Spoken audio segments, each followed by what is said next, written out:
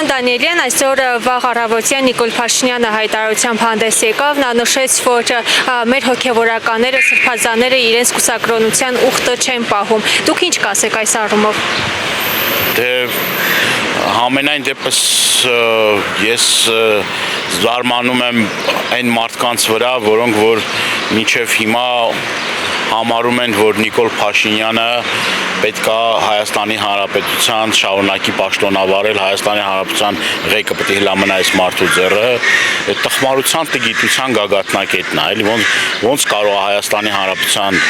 ղեկավարը աթոռը զբաղեցնող անձնավորությունը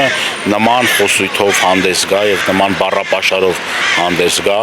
Դրանից առաջ գիտեք մի քանի գրառումներ արել, դուք ամենամեղմ ձևով ներկայացրիք, բայց դուք գիտեք որ փողոցային բառապաշարով առավոտ կանող հայտարարություն էր արել եւ անգամ դա այդ խոսքերը արտաբերելը արդեն նորմալ չի լինի մեր կողմից որ արտասանենք այն ինչ որ ինքը ասել է, բայց կարծում եմ սա պատահական չէ, այս մարդը պատահական ոչինչ չի անում։ Սա կոնկրետ դրսրատակ թաքնված ենթատեքստեր կան։ Նախ սա անում է նրա համար որ գոհացնի իր Ադրբեջանի եւ Թուրքիայի տերերին, այսինքն գիտեք որ վերջերս շատ է քննադատվում եկեղեցիների հետ կապված ուրեմն Ադրբեջանի վերաբերմունքը, այսինքն ինչպես են քանդվում եկեղեցիները, ինչպես են ավերվում եկեղեցիները եւ սա ուղիղ արդեն աջակցություն է Էրդողան Ալիևին կներեք, որ տեսեք եւ նաեւ ադրբեջանցի օկտատերերն էին ես իրենց գրառումները նաեւ իրենց մամուլն էին այմ ասում են դե տեսեք ձեր երկրի ղեկավար ասում է ձեր եկեղեցիները չուլանացվում են, ձեր եկեղեցիները չուլանի եք վերածել, մեզնից ինչ եք ուզում, դուք եք ավիրում ձեր եկեղեցիները, մենք չենք ավիրում, այսինքն սա այսպես ասած աջակցություն էր ադրբեջանական կողմին այն կեցվածքի որ դրսևորում է հատկապես մեր պատմամշակութային արժեքները ոչնչացնելու եւ ժողովրդի մոտ հավատացյալ ժողովրդի մոտ անվստահություն սերմանելու եւ փորձելու այդ կառույցը հայ առաքելական սուրբ եկեղեցին որպես կառույց, որպես ամենամեծ վստահությունը վայելող ժողովրդական մեր ժողովուրդ ամենամեծ վստահության բանի քվեն իր տալիս է, այսինքն այսպես ասած եկեղեցուն եւ սա կոնկրետ եկեղեցու հիմքերը այն գործընթացը ինքը որ խալխլող գործընթացը արել էր, սա արդեն հասել է գագաթնակետին։ Գիտեք, սկզբնական շրջանում ուրեմն դպրոցներից հանվում էին դասագրքերը, եկեղեցու կրոնը հանվում էր որպես առանձին դասավանդման թեմա եւ հիմա էլ արդեն անցել է սրան։ Եվ նման հայտարարություններով պարբերաբար նման հայտարարություններով հանդես գալիս կհիշեք, երբ Խաչքարերին այդ նույն ձևով անդրադարձավ, եկեղեցին է չուլան համարում, սա ինչ նպատակով է արվում, արդյոք դուք ձեր խոսքում էլ նշեցիք, որ եկեղեցին մշտապես միավորող օղակ է հանդիսացել համայն հայության համար, արդյոք սա պառակտման հերթական քայլ է։ Սա արշավ է եկեղեցու դեմ, սա կոնկրետ թիրախավորված արշավ է, նորից եմ կրկնում, սա առաջի դեպքը չի, նշեցիք, ես էլ եմ բազմիցս ասել, որ Խաչքարերի դեմ իր հայտնի արշավը, նաև այս վերջում արդեն խոսում էին նրա մասին, որ ինչ եք ամեն մի քայլափոխի խաչքարեր դնում, ինչ եք խաչեր դնում, այդ գյուղերում, այդ ճանապարհերին պետք է խաչերը հանվեն,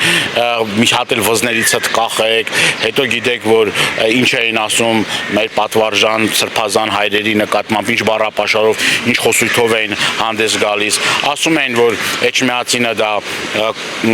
կոլա ծախելու տեղ է, այսինքն էլի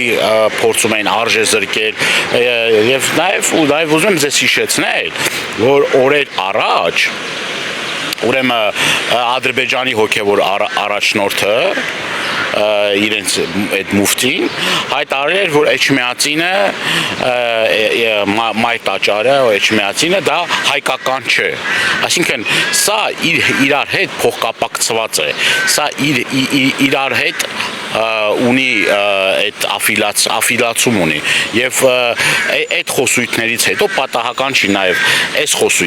խոսույթով հանդես գալը եւ նաեւ պատահական չի այս ամբողջ ընթացքում ԿՊԱ-ականների թիրախավորված արշավը հայ առաքելական Սուրբ եկեղեցուի սպասավորների իրենց ինչ ասում եմ վերջերս նաեւ գրառումը 3 էր եթե չեմ սխալվում աշկովս ընկա որ չուլանապետեր են ասում սրբազան հայերեն Հակոբյանն էլ իր հերթին նշեց, որ ամենամեծ այլասերվածությունները Չուլանում են տեղի ունենում եւ արդեն խուսափում են անգամ եկեղեցի ասելուց։ Ժողովրդի մոտ այս խոսույթն են ձևավորում։ Թե գիտեք ինչ կա բարոյականությունից պետք է խոսեն այն մարդիկ, որոնք որ բարոյական նկարագիր ունեն, բարոյական պատկեր ունեն եւ առհասարակ չլսված դեպք է։ Ես չեմ հիշում մեր պատմության մեջ մի դեպք, երբ որ երկրի ղեկավարությունը կամ որևէ մի պաշտոնատար անձ իր կրոնը այսպեսի թիրախավորման ենթարկեց, մի չի եղել։ Ես առնվազն չեմ հիշում։ Եվ կրկնում եմ, սա պատահական չեմ համարում։ Պատահական չեմ համարում, որ նաև վերջերս խոսում են դրա մասին, որ ուրեմն մուսուլմանների համար հատուկ աղոթատեղիներ պետք է բացվեն այստեղ ռեստորաններում, կաֆեներում։ Պատահական չեմ գտնում այս ամբողջ ընթացքի իրենց այս մաղձը, որ թափում են առաքելական Սուրբ եկեղեցու։ Իրենք այս ամեն ինչը կրկնում եմ թիրախավորված են անում հստակ նպատակ հետապնդելով մեր ժողովրդը պետք է սթափվի, մեր ժողովուրդը պետք է իր աչքերը բացի եւ հասկանա, որ այլևս այսպես շարունակվել չի կարելի։ Սա վերջն է։ Այլևս այս մարդը կարմիր գծեր չունի եւ ամենափողոցային բառապաշարով հանդես է գալիս։ Խոսում եմ ես որ կարդացի սկզբնական իմ տպավորությունն էր, որ էջը ջարդել են, ես էլի փորձում եմ ինչ որ մի կերպ չհավատալ, չնայած իրենց ամեն ինչ հավատալու է, բայց ասում են երևի ինչ որ բան է, բայց այդ շարքը անընդհատ կրկնվող հետո իր տիկնոջը դա խայտարակություն է, մի բառով խայտարակություն։ Բայց այնուամենայնիվ իշխանական թևը այսօր համոզված է, որ 2026 թվականին վերընտրվելու է։ Ինչից է գալիս նրանց այս վստահությունը։ Գիտեք ինչ, իրենք իրականությունից կտրվել են, կան մարդիկ, որոնք իրենցով շրջապատել են եւ ամեն օր իրենց գովերքում են, որ իրենք ամենալավն են, ամենանորաձևն են, հիմա էլ նոր թրենդ են բանամ, չէ՞, նորաձև է, կրթվել է նորաձև, բայց ուրանում են ամեն ինչ, ասինքն հիմա ամենակարևոր թրենդը դա ուրանալը նորաձև է, ասինքն ուրացումը նորաձև է իրենց կողմից եւ իրենց էլ շրջապատել են այդպիսի մարդկանցով, որոնք որ ուրանում են ամեն ինչ, արժեքներ, եկեղեցի,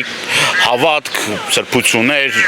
ամբողջ ուրացել են եւ այդ ուրացողներով իրենց շուրջը շրջապատել են եւ իրենց հավաստիացնում են, որ ամեն ինչ լավ ալնելու, դուք էլի իշխանության եք մնալու, 26 թվին էլ է ժողովուրդ էլի գնալու է ձեզ ընտրել, այսքանից հետո ոնց ընտրեն, ում ընտրեն, ինչի համար ընտրեն, Արցախ ուրանալու համար, եկեղեցին ուրանալու համար, ցեղասպանությունը ուրանալու համար, մեր զոհերին ուրանալու համար, մեր արժեք համակարգը ամբողջը ուրանալու համար եւ ոչ միայն ուրանալու նաեւ թիրախավորելու համար, դուք տեսեք ուրանում են, քիչ չի թիրախավորում են։ Այսինքն ինչը որ ուրանում են, դա էլ թիրախավորում են, որ այն մնացած ժողովրդին փորձեն ասել, որ գիտեք ինչ կա։ Դե մի օր կարող ասեն, այս մեր հավատքը, որ կա հայ առաքելական Սուրբ եկեղեցի հետևորդները, այլևս պետք չի բանանել, դավանափոխ եղեք, ընդունեք մուսուլմանական կրոնը, մեր յան ազգանունն էլ մեզ բավականին խնդիրներ ավելացրեք օղլի վերջավորությունը, մի հատ էլ դառնանք Ադրբեջանի մի մարզ, վերջանա գնա, իրանց համար ինչ տարբերություն, կարևորը ղեկին իրան կլնեն, թե դա վիլայետ կլնի, թե դա ուրիշ բան կլնի, թե դա մարզ կլնի, թե Ալիևի հատուկ հանձնարարություններով դեսպան կլնի ստեղ, թե կադաստրի պետք կլնի, մի հատ որ կզբաղեցնեն բան կան, այդ է իրանց ամբողջ փիլիսոփայությունը, ամբողջ գաղափարախոսությունը այդ է։ Պարոն Դանիելյան, կխնդրեմ նաև անդրադառնալ Ալեն Սիմոնյանի այն հայտարարությանը, որ խաղաղության պայմանագրի կամ համաձայնագրի, ինչպես որ նրանք արդեն փոխել են, համաձայնագրի ստորագրումից հետո 5 րոպե հետո հայերը եւ ադրբեջանցիները իրենց հետ առևտուր են անելու։ Իսկ ես կարող եմ ենթադրել, որ ոչ թե խաղաղության պայմանագրից հետո պետք է սկսեն առևտուր անել, այլ 18 թվականից հետո եւ 18 թվականից առաջ էլ իրանց մեջ առևտուր ա եղել։ Այդ առևտրի ջատագովները որ կան, ես ենթադրում եմ, որ այդ առևտուրը դեռ վաղուց է իրենց մեջ եղել, ոնց կարա հայ մարդը այս ամեն ինչ հետո հլա վերքերը չսպիացած, հլա անհայտության մեջ մեր զինվորները կան, որոնց որ ճակատագիրը չկա, Բաքվում ռազմաքաղաքական ղեկավարության պատանդառնված անձանց նկատմամբ վերաբերմունքը Բաքվի բանտում եւ իրենց ապօրինի այդ process-ները որ կան, այն Ադրբեջանը, բացեք ադրբեջանական մամուլ եւ տեսեք ինչպես են վերաբերվում հայ մարդուն, ինչպես են դաստիարակում իրենց սերունդը կրթական համակարգում, ինչպիսի դասագրքերով են բանանում, համարելով հայերին ֆաշիստական, համարելով որ հայեր այս տարածաշրջանում եկվոր են, Ադրբեջանը արդեն արևմտյան Ադրբեջան կոնցեպտն առաջ բերել, անգամ ֆուտբոլային ակումբներ են բացում, որոշակի թվերով հրապարակում են, որ տարածաշրջանում ինչքան ադրբեջանցի պետք է գնա բնակեցվի, այսինքն Հայաստանը իրենց ծրագրերում այլևս չկա։ Եթե իրենք այդպեսի կարգավիճակով են պատկերացնում առևտուրից, տենց են պատկերացնում, առևտուր անեն, Հայաստանը փոխեն արևմտյան Ադրբեջանի, ուրախ անհոգ իրենց արարողական մեքենաներով բանով թույլ կտան երևի մի քանի տարի, բայց միշտ պատմությունը հետևյալն է ասել, երբ որ դավաճան հայը բացել է ամրոցի դարպասները, առաջինը հենց այդ դավաճանին են սրի հանել, առաջինը այս դավաճաններին են կախել։ Եթե որևէ մեկը մտածում է, որ դավաճանելով ազգային շահը, ազգային արժեքները, ազգային գաղափարախոսությունն ու ազգային կեցվածքը կարող է թշնամու կողմից բարեհաճության, չարաչար սխալվում են։ Նորից եմ կրկնում, սա ուրանալ է, սա ավելի քան ուրանալ է եւ մենք չենք կարող գնալ այդ ճանապարհով, սա վերջն է, այլևս մեր ժողովուրդը պիտի սթափի, հասկանա, որ այլևս այսպես շարունակել հնարավոր չէ։ Ով որ կանգնած է իրենց կողքին, իրենց գաղափարախոսության կողքին, իրենց տեսակի կողքին, ուրեմն ինքն էլ իրենցից մեկն է։ Ուրեմն ինքն էլ այդ ուրացման գործընթացի մեջ է, ուրեմն ինքն էլ այդ դավաճաներից մեկն է։ Դավաճանից ավելի դավաճան է։ Ինքը ինչ է ասում, մենք մանդատ են տվել, ասում, քեզ մանդատ են տվել հայրենիք ուրանալու, եկեղեցին ուրանալու, Արցախ ուրանալու, հա։ Ինքը ամբողջը գցում է ժողովրդի վրա, ինձ քվեն տվել, ես անում եմ։ Իրան երկու անգամ ճիշտ է, քվեն տվել, բայց ես չեմ կարծում ու չեմ էլ պատկերացնում, որ հայ մարդը կարող 26 թվականի գնա վերցնի այդ քվեաթերթիկը ու նշի վրան Նիկոլ Փաշինյան եւ գցի Ես չեմ կարողանում պատկերացնել, ես չեմ կարողանում պատկերացնել մի հոգևորական, որը կարող է հաշտ լինի այս իրականության հետ, որ կարող է ինքը Նիկոլ Փաշինյանին աջակցի, չեմ կարողանում պատկերացնել, ուղեղից մեջ չի տեղավորում, եկեղեցին Չուլան է համանում, սրբազաններին Չուլանապետ է համարում, էլ անբարոյական է համարում, էլ ոնց կանգնեն սրա կողքը, ոնց որ մի հոգևորականը սրանից հետո պիտի գնա իրան ձեռքով բարև տա, ես չեմ կարողանում հասկանալ, չի տեղավորվում ուղեղի մեջ, չգիտեմ։